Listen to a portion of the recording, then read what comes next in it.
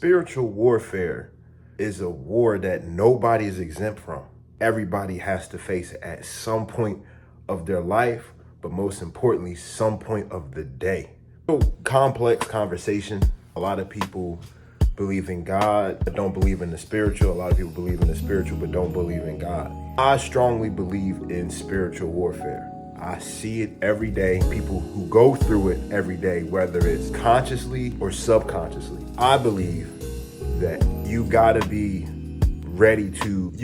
expected to deal with some type of spiritual warfare. It's always good versus evil. It's a constant flip-flop. And then it filters out into you gotta pick a side. That's why some people view it as a duality. You gotta pick a side. What side are you on? Some may choose a good side, some may choose a bad side. But however both parties look at it, they think that they're good and this side thinks that they're good, but they could both be. It's a whole complex, it's a whole confusion, and it's kind of hard to decipher based off a perspective of what spiritual warfare is. I break it down to trying to do things with a high vibrational, good spirit and put God in it. Anything else outside of that could be seen as the opposite of God, or it could be considered Luciferian. For example, for me, I try to do everything according to a righteous path. So that therefore, I do everything according to nature at the best of my abilities. So whatever nature says is what it is. I don't go against nature. So anybody who goes against nature, you're not in the wrong, but there's consequences when you go against something that is natural. That is the surface of how I can break down spiritual warfare, because I could be going down this path, but therefore there'll be something or an essence or someone trying to sabotage my path. My path is righteousness, God, nature, okay? Anything outside of that, how I view spiritual warfare, anybody who goes against God, nature, discipline, and principles is my enemy, so to speak, or metaphorically saying that that's my enemy. But I don't want to have enemies. That because of a choice of somebody opposite of the morals that you set for yourself, they are technically your enemy in spiritual warfare. There's no escaping that. Everybody has to go through it. From my perspective, that's how I see it. Something as a major spiritual warfare, or something that could be seen as knowing a person's intentions. When you get around new people, you start to figure out what their intentions are. Or when you're around somebody long enough, you start to pick up on what type of mindset they have. And then from there, you can point out if you can be around this person or not, or you can be around this person at certain points of certain situations. If you have a friend that runs the streets and you trying to run a business and you trying to start a business, how is that friendship equal? How can you constantly be friends at a close level? You may very well keep that friend, but at the same time, you can't always have this person around because of the lifestyle they live, right? So now you know what a person's intentions is. You got to watch out for who you have around. A lot of people are opportunists. A lot of people would find ways to try to get close to you to see what you got and then try to take from you and play it off like it was all meant to be. That's not the case. People come from situations with bad experience, whether it's trauma, bad experience, or whatever, but they never seek the help from anybody to get over those traumas. So therefore, they're carrying demons on their back.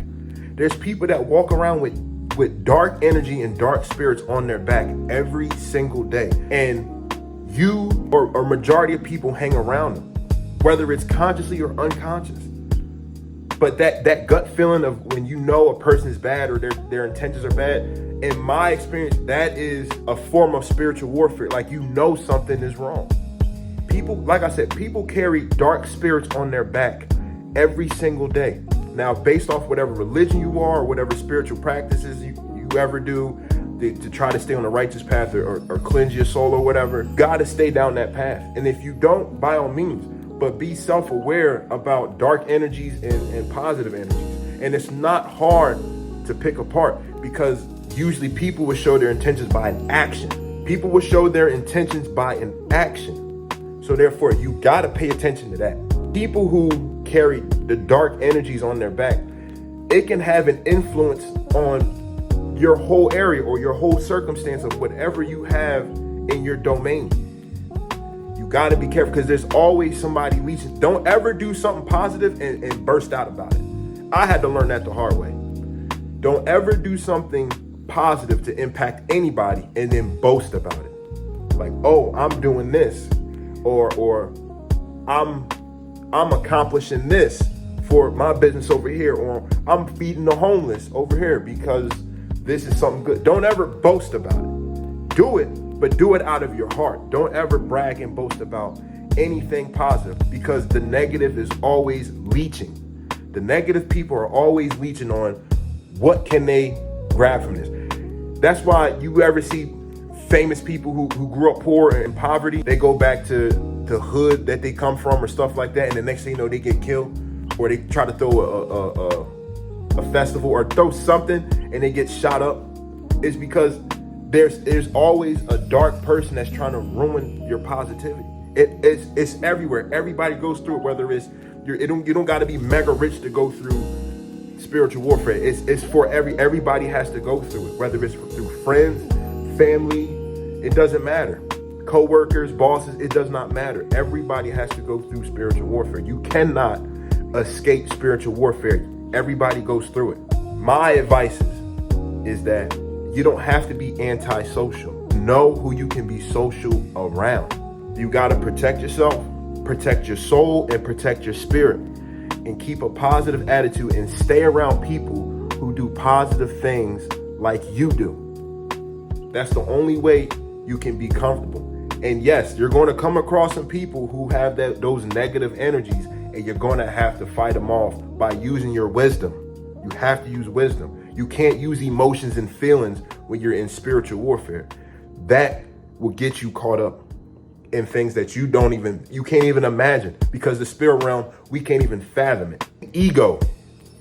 Never go into a situation as far as conflict or positive accomplishments with your ego. That is a way you get sniped. Don't ever go into any situation like that with your ego, because you make yourself an easy target. If you go out and you say, oh, I'm protected by God, if you flex it, that doesn't make a armor for you from spiritual warfare. Everybody can get got.